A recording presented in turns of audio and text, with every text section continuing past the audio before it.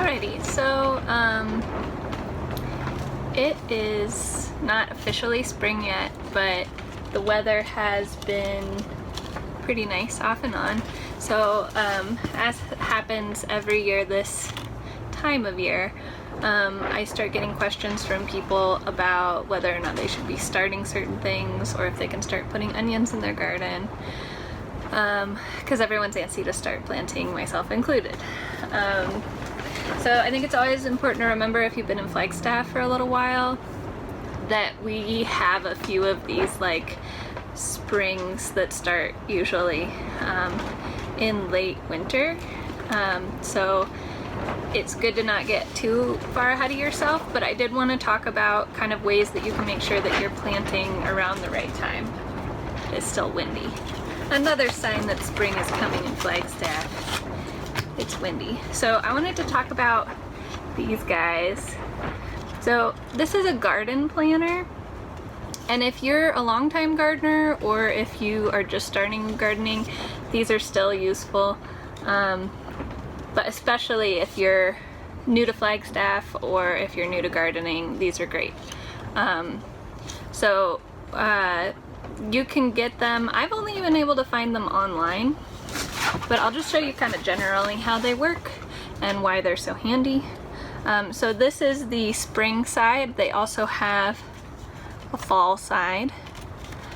So depending on what you're doing. And this red line is the average last frost, which in Flagstaff is around May 15th. So I'm gonna slide this over. It has the 17th on there, so that's the one I'll pick because it's the closest. And then what it has is it has this list of the different things that are really commonly planted, and then it tells you when you would do your first planting, and then when you would be able to expect your first harvest. And then it also tells you when you would maybe start those things inside, if that was something that you wanted to do. It also has this list of companion plants for each thing, which is super handy as well, because I certainly don't have those things memorized, so I use this a lot for that.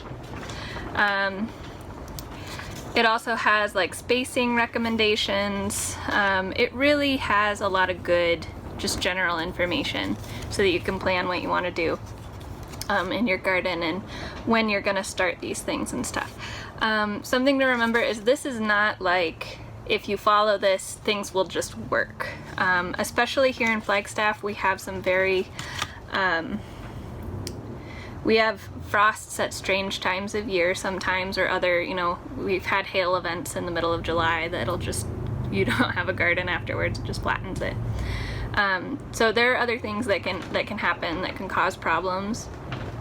What I would suggest doing, if you don't have time or you don't want to deal with the tragedy of replanting, I would put that red line all the way over to the beginning of June, like the first week of June instead.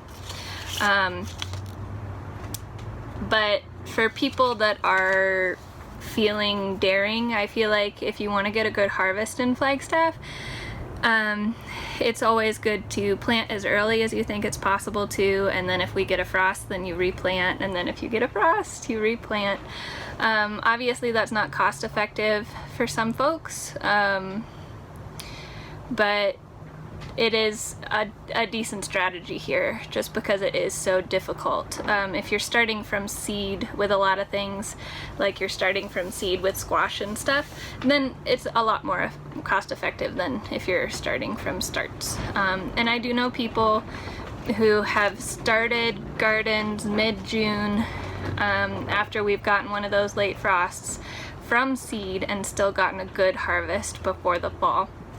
But then of course that's assuming that we don't get an early frost in the fall as well. Okay, so in conclusion, you know, this is a great time to be getting out your graph paper and making a plan for what you want to do this spring, so that you end up setting yourself up for a really successful and productive gardening season.